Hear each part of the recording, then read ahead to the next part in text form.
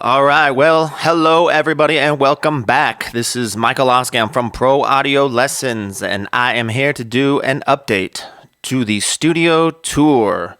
That's right, I did one not too long ago, but I've made some changes and I thought it would be best to show you exactly what's going on now and where these lessons are made, where your mixes are made, and where this music's coming from. So let me pull back here. We get a little wider view and you can get an idea of how things are laid out here.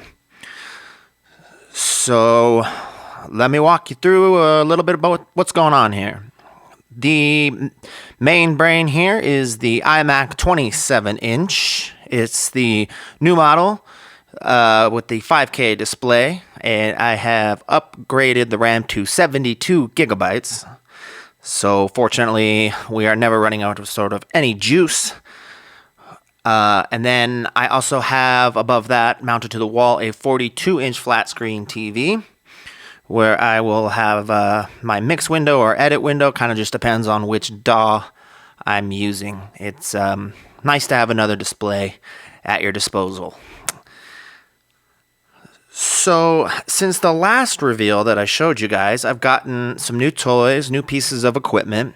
And let me just walk you through what's up and how things have changed a little bit.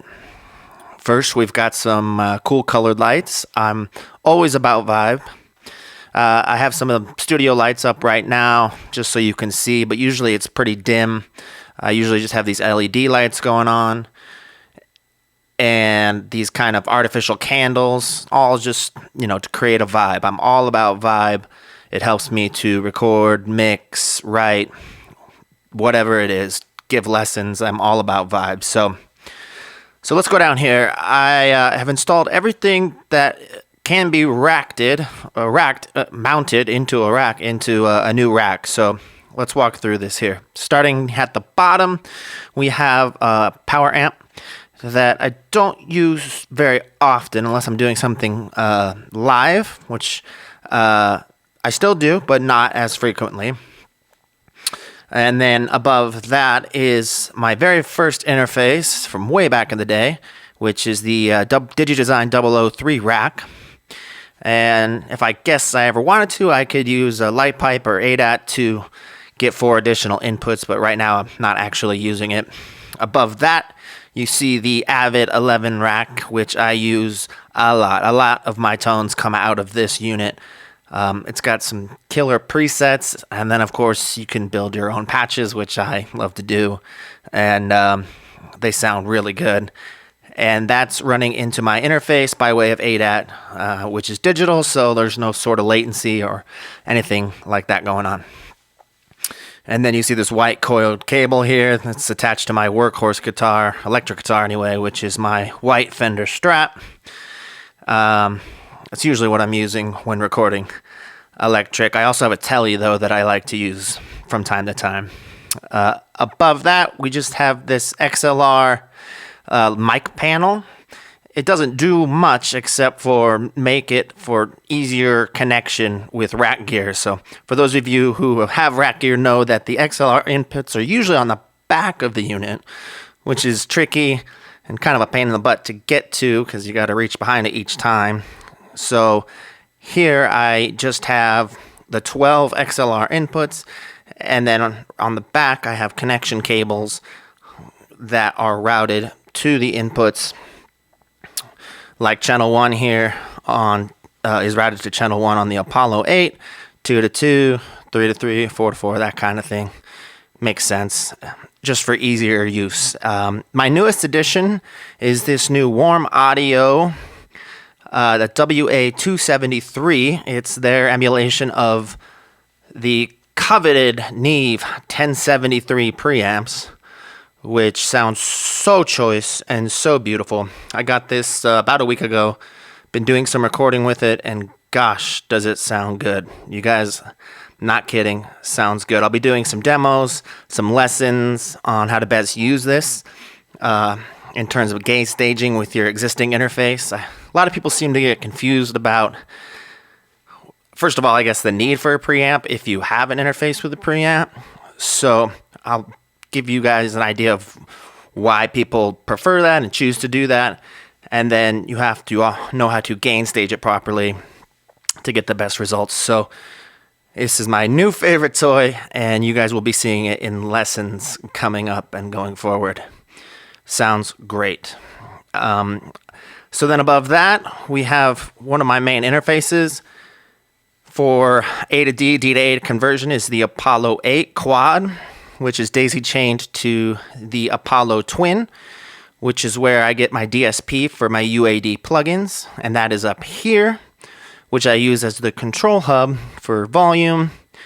And there's actually 2 inputs on the back that I use for like lessons. So you might have noticed up here I have a shotgun microphone mounted over me, and that is in position so that when I'm in the mix position, it picks up my voice. I don't have to wear any sort of lavalier mic or worry about anything like that.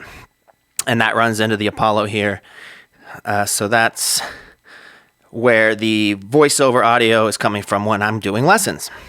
So over here, also running into the Apollo, actually it goes to the 1073 first, but it's a warm audio product. I swear I'm not sponsored by them, but they do make great quality, affordable gear. And this is their version of the Neumann U87. They call it the WA87. Sounds choice, so amazing. They also make a U47, which is the WA47, which is their version of the Sennheiser U47 tube mic. I hope to get one of those shortly, hopefully in the next couple of months or so. But, all right. I have tons of MIDI controllers. This is an Akai MPD 218. I have a Machine Micro 2 that I use. When using Machine, sometimes I use it in MIDI mode. Just kind of depends. The main keyboard here is the Arturia Keylab 61 key, and this thing is great. I have owned so many MIDI keyboards in my lifetime, and this is by far my favorite one, just in terms of feel. Kudos to them. Really, really well done. I very much enjoy using it. Let's see. Down here, I have the Avid Artist Mix, and this runs on the Yukon protocol, so I can use this with Pro Tools or Logic. And then if I'm using Studio One, which strangely I have a Studio One session up here, I use the Faderport 8, which I have next to me. And that's for the tactile, kind of more hands-on control over things. I typically like to mix when I'm using faders, since there's only 8. I will group things and then create VCAs for the groups. And then I'll essentially have 8 VCAs that I can balance. And that's usually towards the end of the mix. Hiding underneath and behind this is the Console 1 from Softtube. And that's for, again, a more tactile, hands-on approach to what would be like a channel strip. You can load in UAD channel strips like the SSL 4000, API Legacy, all that kind of stuff. I don't always use it, but it doesn't have it doesn't take up a lot of CPU load, and it is really nice to get your hands on the controls and turn some pots and some faders and give you that hands-on kind of old school analog feel of controlling things. Funny little things. I have 2 mouses here. Mouse. One's the trackball. One's the Apple Magic Mouse. Just depends on my mood, I guess. I switch between the 2. Just kind of one of those things.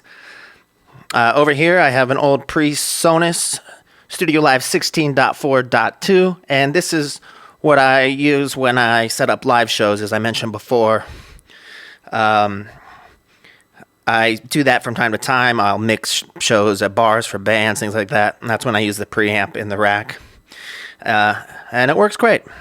It's one of their older versions. They have updated versions now, and those are also very good. They have motorized faders and such. This is, again, one of the older ones, so it doesn't have any motorized faders or anything, but it doesn't get used in the studio, so it just kind of hangs out there. These are the headphones I prefer to use, the DT770s by Beyerdynamic. They're the best I've ever had, and I've had more than I can remember. So I check my mixes in those, and then when doing lessons, I wear those to prevent feedback from microphones. You'll see me wearing those headphones in lessons. 3 sets of monitors here. So I have these Mackies. These are probably over 10 years old. I don't even know what model it is, to be honest with you, but they have 8-inch cones.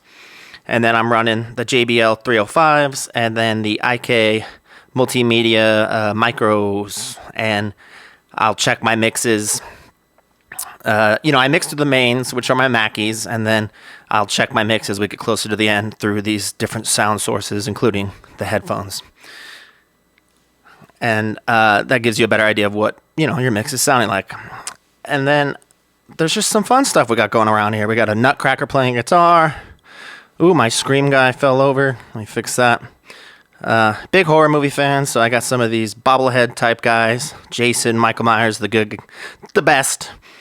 And so that's kind of the studio. Over here we have my Pro Tools certification, my degree from the Conservatory of Recording Arts and Sciences, and then the Pro Audio Lessons whiteboard where I write down lesson ideas and schedule upcoming videos and all that kind of stuff. So, yeah.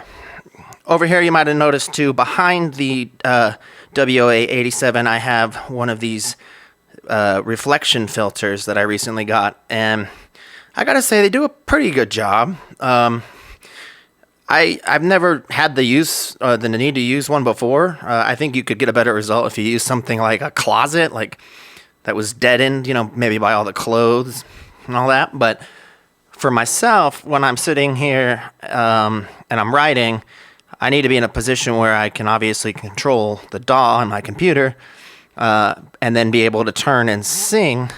And so this reflection filter kind of helps me to be able to do 2 things at once and not have any sort of sound get in there, if you know what I mean. So this is a high-level overall look at the Pro Audio Lessons Studio.